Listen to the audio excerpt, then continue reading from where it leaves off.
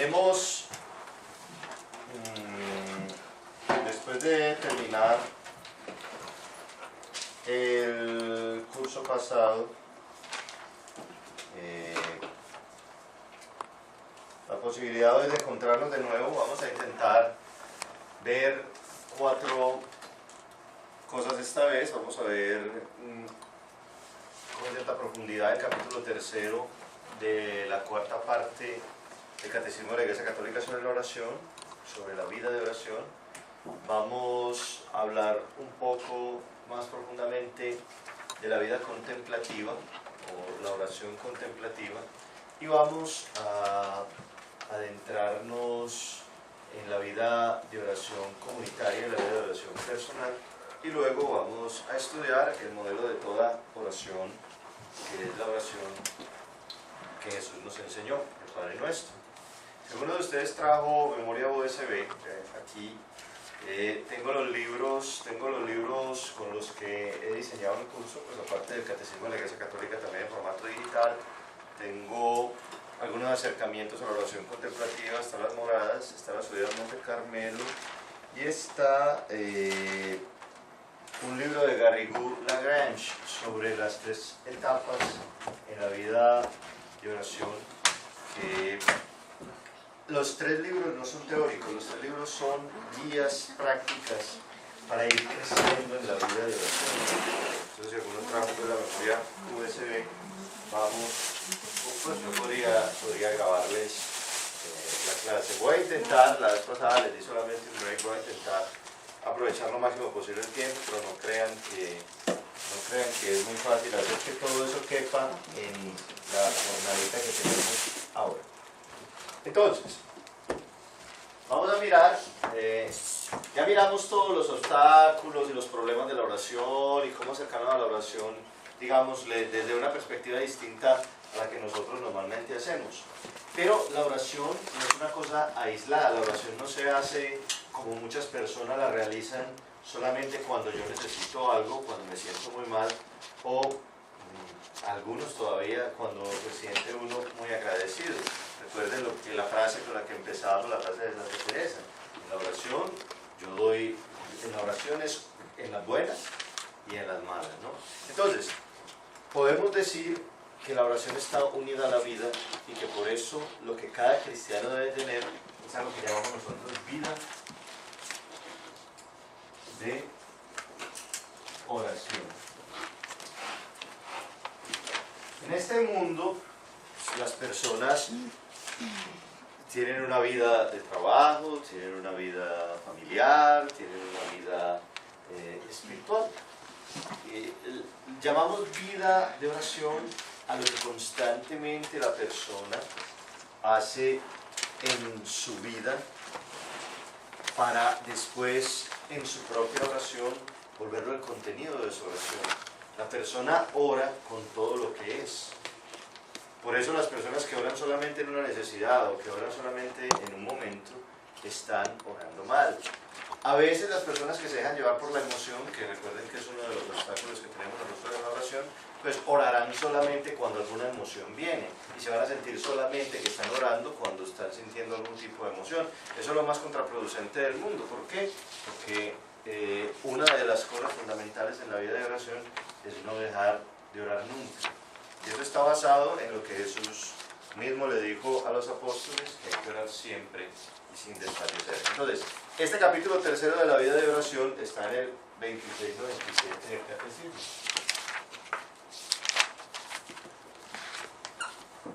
26 o 27 del Catecismo.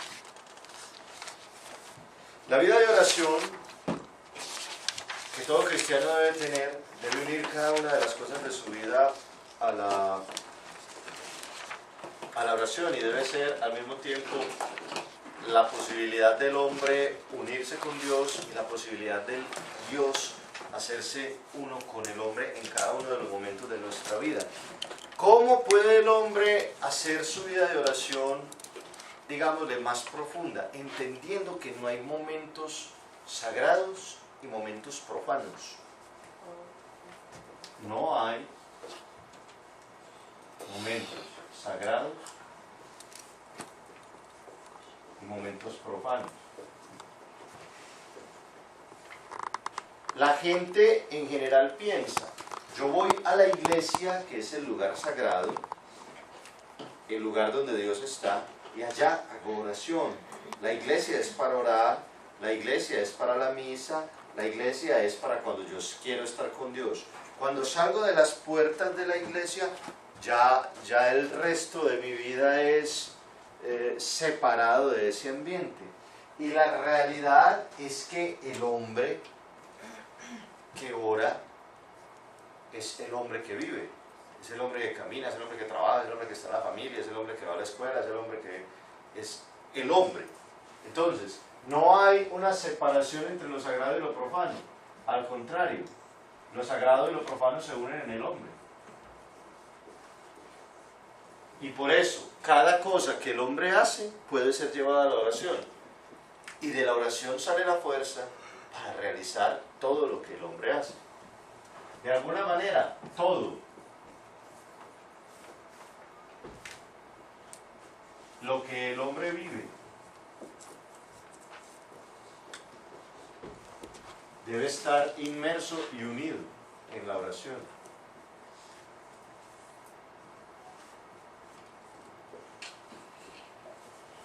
Y de la oración el hombre debe sacar la fuerza para hacerlo todo.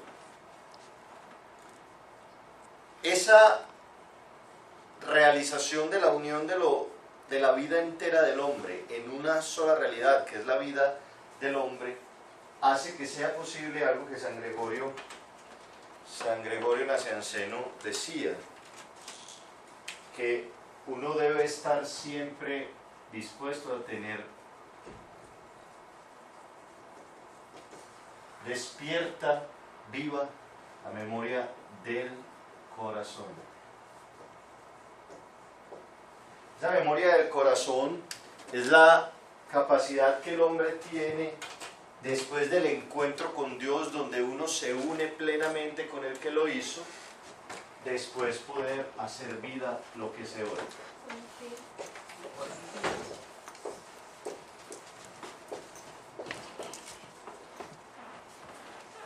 Las personas no entienden así la oración. Las personas pelean con su mujer, están enojadas, vestieron la churumbela, y cuando llegan a la iglesia, porque tienen eso en la mente, en la iglesia van a orar y le piden al Señor que la esposa no esté enojada con ellos. Pero viven una separación de su vida de oración con su vida normal. La verdadera vida de oración hace que todo lo que el hombre vive esté inmerso y unido en la oración. Y esa memoria del corazón hace vida a lo que se ora. Las personas no viven lo que oran. Las personas oran. Cuando oran, normalmente por la necesidad. Y su vida entera no está inmersa en la oración. Y su oración no se hace vida. Y no para que haya una auténtica vida de oración, todo tiene que estar unido. Todo. Las alegrías, las penas, los hijos, todo. Porque recuerden lo que les dije en la clase pasada, el que ora en realidad llega a un encuentro donde Dios lo sobrecoge y lo invade todo. Una partecita, un momentico del día, el ratito que estás haciendo oración, no, todo. Y tú no puedes salir de la oración igual de como entraste. Si tienes ese encuentro, de verdad, esa intimidad, que así lo llama literalmente en el sentido de lo que significa intimidad, esa intimidad con Dios, porque no puedes salir igual y tu vida no puede ser igual. Les conté la historia de la señora que vivía a 2 cuadras de mi casa, que esa señora rezaba todo el día, llegaba antes que nosotros a la iglesia, eso que mi papá nos llevaba temprano, salía después de nosotros de la iglesia, abría y cerraba la iglesia, pero nadie le podía acercar después de que salía de la iglesia, porque vivía enojada toda hora. Estaba en la iglesia y era pues Santa Bernardita Subirú. Y después llegaba a la casa y era la prima hermana del demonio, así no le podía. ¿Qué ibas a decir, Juan Carlos, hombre? No, que o sea, hacer una oración así no nos sirve, ¿no? Una oración que es ocasional, separando lo sagrado de lo profano. Todo en el hombre es sagrado. No, pero sobre todo, Padre, por decir, cuando sabemos de un problema y empezamos a orar, a pedir al Señor eso, o sea, eso es nomás... Pues a ver, la oración de petición que hace parte normalmente de lo que se hace en la oración vocal o cuando se habla, ¿cierto? Es normal en la vida del cristiano, es una parte de la vida de los cristianos, lo vamos a ver ahora en las expresiones de la oración. Pero orar solamente así es una oración, no voy a decir que no sirve para nada, porque uno debe pedir, ¿cierto? Debe pedir siempre al Señor lo que el Señor sabe que nosotros necesitamos. Enseguida vamos a hablar de eso. Como dice San Pablo, uno se dedica a pedir lo que no es, y no pedimos lo que nos conviene, ni que se haga la voluntad del Señor en nuestras vidas, sino que el Señor haga nuestra voluntad. Nosotros hemos cambiado el Padre Nuestro. Nosotros decimos, hágase tu voluntad en la tierra como en el cielo. Nosotros decimos que se haga mi voluntad en la tierra como en el cielo. Así no puede ser. Esa oración es muy imperfecta. En los tratados de oración que tengo yo acá, ustedes pueden ver sobre todo en las moradas de Santa Teresa, que Santa Teresa comienza diciendo, al comienzo de la oración lo que hay es una especie de oración imperfecta donde el hombre se aproxima a Dios para que Dios pues básicamente haga lo que él quiere. La oración perfecta es la oración del abandono total, donde uno se acerca a Dios para que Dios haga con uno lo que Él quiera. O sea, ahí hay los dos extremos. La persona que ora así, Juan Carlos, la mayoría de las personas en el mundo. ¿Listo? Pero por ejemplo, una persona que no hace oración nunca, pero que nada más cuando tiene algún problema hace oración de petición. Lo que pasa es que la persona que no hace oración nunca es una persona que no está en diálogo constante con el Señor. Ora cuando solamente tiene una necesidad. Esa oración no puede ser más imperfecta. O sea, cuando ustedes leen el catecismo, ¿ustedes han leído el catecismo? ¿Yo les he hablado del catecismo de la Iglesia Católica? ¿Alguna vez han oído hablar de eso? Bueno, el catecismo de la Iglesia Católica, en la tercera parte, donde está la vida en Cristo, hablando del primer mandamiento, habla de una cosa que se llama ascedía. La mayoría de la gente tiene eso.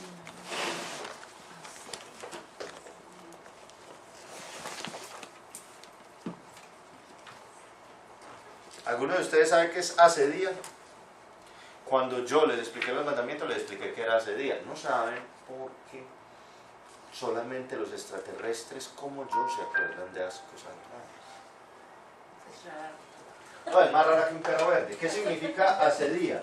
Ascedía es la pereza espiritual. Esa pereza espiritual te aleja, primero, de la oración, segundo, de las cosas de Dios, luego de los sacramentos, y por tanto termina la suma con alejarte de cada una de las experiencias de la gracia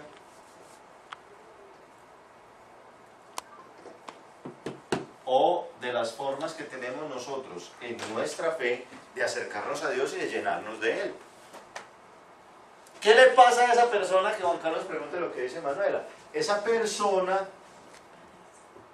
nunca ora. Esa persona sufre de ascedía. Y es tan sencillo como esto. Dios nunca se aleja de uno, pero uno sí se aleja de Dios.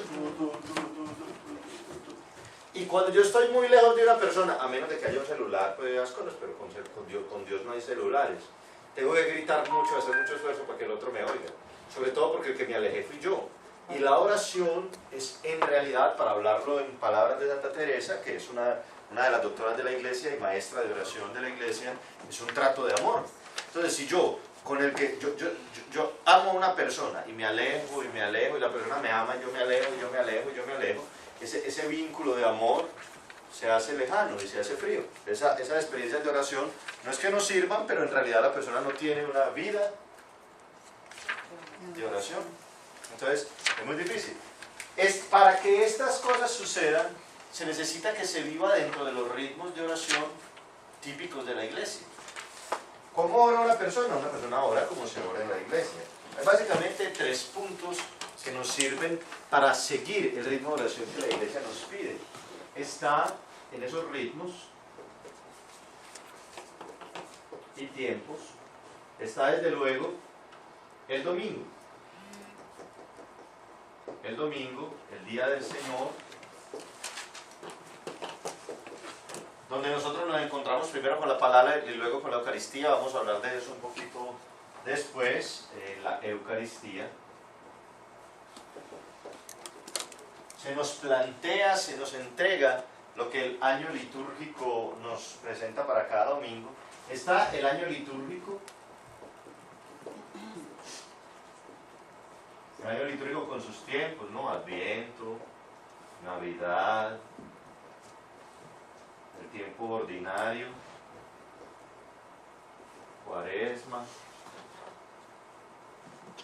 Pascua,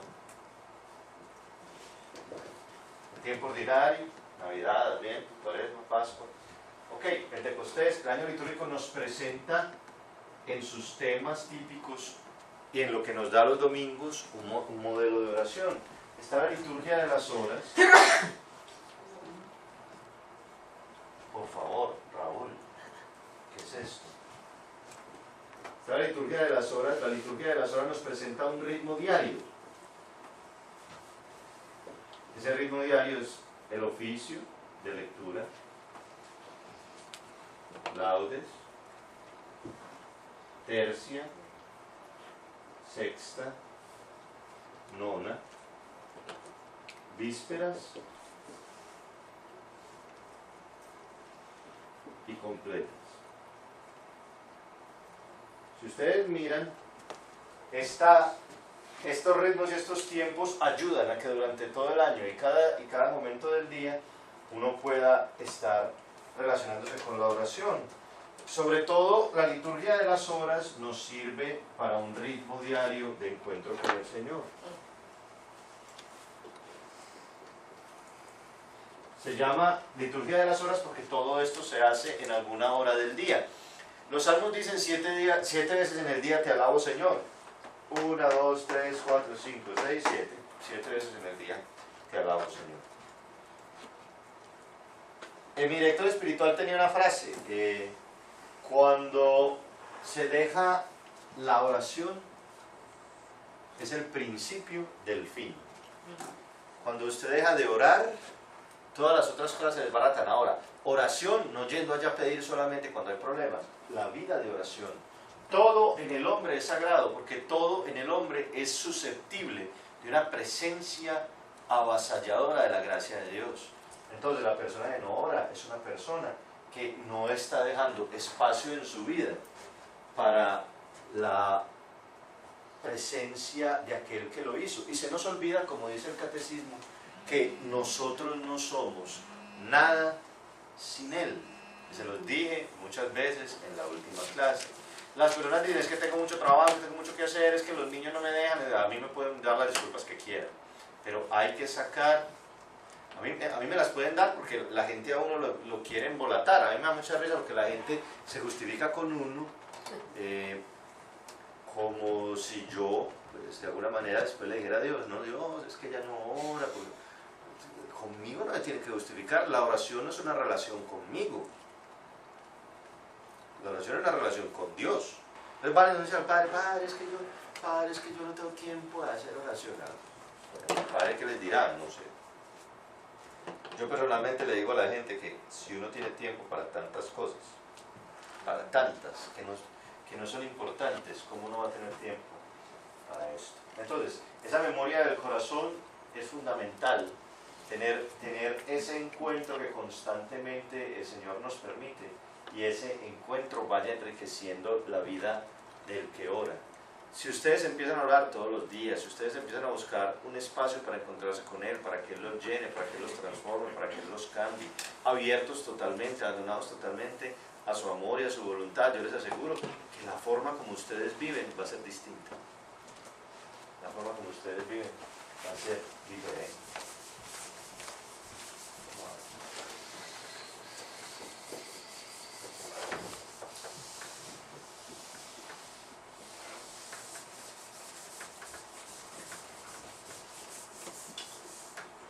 Muy bien. Dentro de la vida de oración que tiene el Catecismo de la Iglesia Católica hay expresiones de la oración.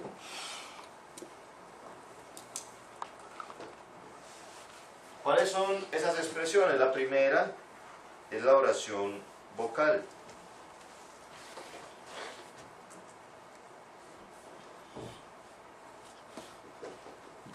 La oración